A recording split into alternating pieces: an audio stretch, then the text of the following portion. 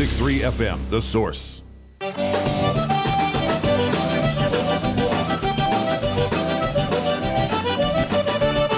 right, there's just something about that Zydeco music on Mardi Gras Day. I know, It's just fun. You can't help but say, this is fun stuff. When I was a kid in school, history was not one of my best subjects. And once in a while, I would have a teacher who would make it fun. And I think making it fun helped me learn. I don't know if that says something about me or everybody, but anyway, it's just the way I learned. Or if it was told in a story. If it was told in a story, I seemed to be able to pick up on it better. But it was just a list of dates and facts. I had a hard time grasping it. Kate Dobson and J.D. Dobson have written this book that won over the superintendent of schools from Marion County this morning, because they were in here this morning and they saw the book sitting here, not knowing anything about it, looked through it and said, "Oh, wow, we're doing something this Friday. Can we have the book?" And I said, "Yeah, you can have the book." It's the inaugural History Day fair that they're having, so this is pretty cool. National History Fair Days this Friday. So I know for you listeners, you always hear us offer the book that we have at the end of the interview. It's not going to happen today because I already promised it to the superintendent of schools. Hottest Heads of State, Volume 1, The American Presidents. This is such a great learning tool. Kate is on the phone. She's a former assistant comics editor for the Washington Post. She was head writer for the Brown Jug, and her husband, J.D. Dobson, is a former United States Senate staffer, federal lobbyist, crisis communications consultant, and author, and taking the kids to school, right? That's right, is that exactly. what you said? Good morning, Kate. So, in other words, J.D.'s not here. Kate, good morning. How are you? Good morning. I'm good. How are you? I'm good. Did you say you're in Jacksonville? No, I'm from Jacksonville originally. I grew up there. Oh, where are you now? I'm in St. Louis, Missouri, my husband's hometown. We met in Washington, D.C., and were there for about 10 years. And then he tricked me into moving to his hometown, where it is not as warm as it was in Florida. Oh, wow. This is a fun book. I like match the mistress to her POTUS. Yes. When the word POTUS was first starting to be used, I had no idea what anybody was saying. Now I get it. And when did that start, POTUS? When did that start?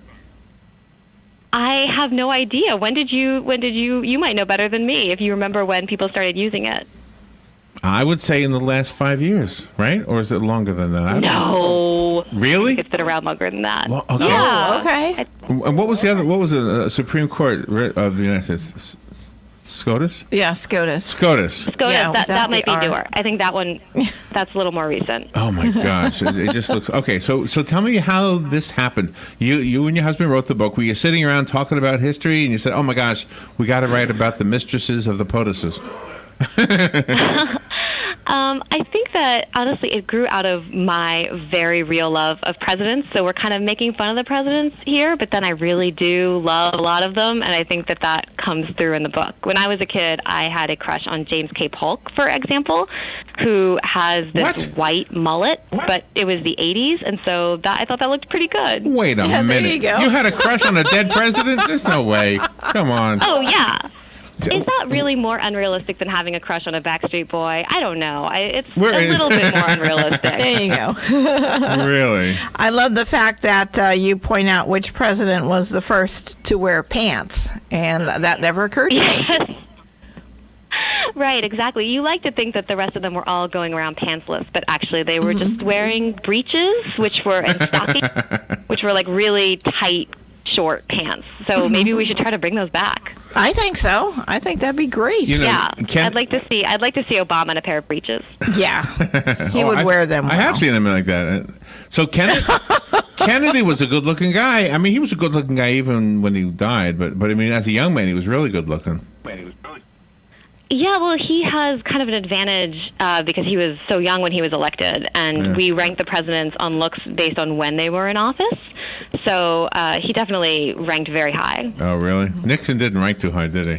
I'm looking at his picture. Not too high, but he's not the worst looking. You gotta really? Who's the worst go look looking? At photos of all of them. Nixon's not bad. Who's the worst looking? Oh, I'm gonna say John Adams.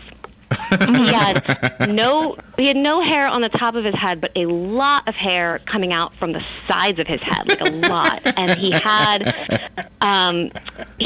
lost a lot of his teeth because because they used to use vomiting when you were sick. Like they thought that was a cure, was inducing vomiting, and so he'd lost a ton of teeth, and he refused to wear dentures.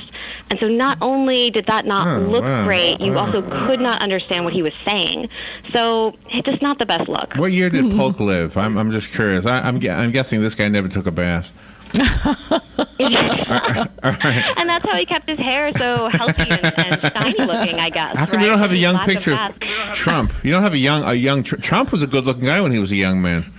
Because of copyright, I think, is why we don't have a young picture of Trump. If Trump wants to grant us the rights to use one, I would love to use it, but I don't know if he will if he reads the content of the book. What's wonderful about your book is that it is bipartisan, and then you have set the book up in such a way that you pose questions to the reader for them to figure out what president is doing what, and then you give the answers. So you give us all a chance to test our knowledge. It's a lot of fun. That's true. We have a lot of quizzes in there, a lot of games. We really tried to keep it lively so it doesn't feel like you're reading a big block of text about the presidents. This is a very, very fun book. I was not making it up, by the way. This morning, the superintendent of schools really was in the studio. Our superintendent happens to be a lady, so and she looked at the book and was won over by it. So we're gonna that drive. Makes me so happy. We're gonna drive it over to her in probably a couple of hours from now. Mm-hmm. So That's great. I'm looking for Polk. I got to see what this guy looks like. I got a story to tell you. I love the bad hair Page days. 58. Here we go. All right, page 58. All right, I have a story to tell you while I'm looking for page 58. Listen to this. Okay. Robin and I went to a Chinese restaurant one time, right? And I hope this doesn't sound racist in any way, and I truly mean it to be not, because I love these people. But anyway, I said to Robin, do you think we all look the same to them?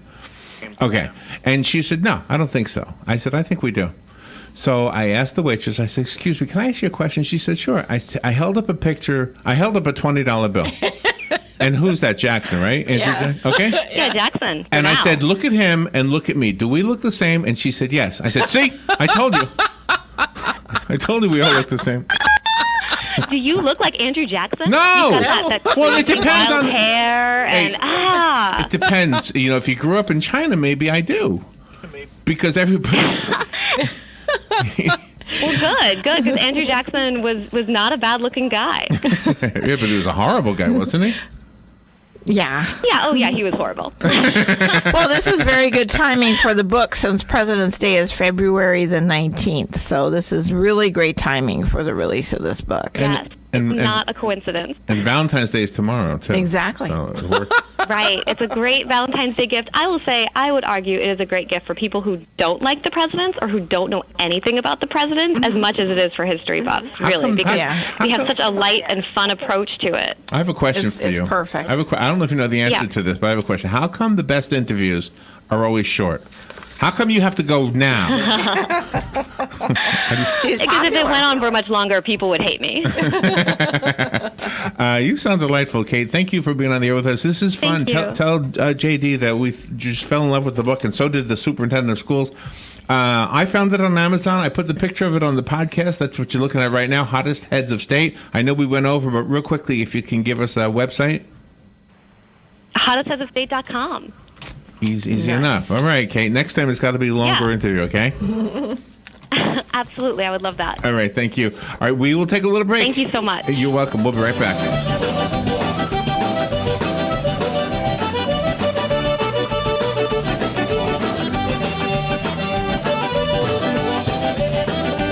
The NFL alumni is sponsoring a Clays for Kids, a sporting event to benefit the Marion County Champions for Champions. The event will take place at the Robinson Ranch in Inglis, Florida on Saturday, April 7th. Call 427-0950 for detailed information. The NFL alumni will provide gift bags, breakfast, lunch, prizes, and drawings throughout the day. Call 427-0950 for detailed information on the Clay for Kids sporting event hosted by the NFL alumni.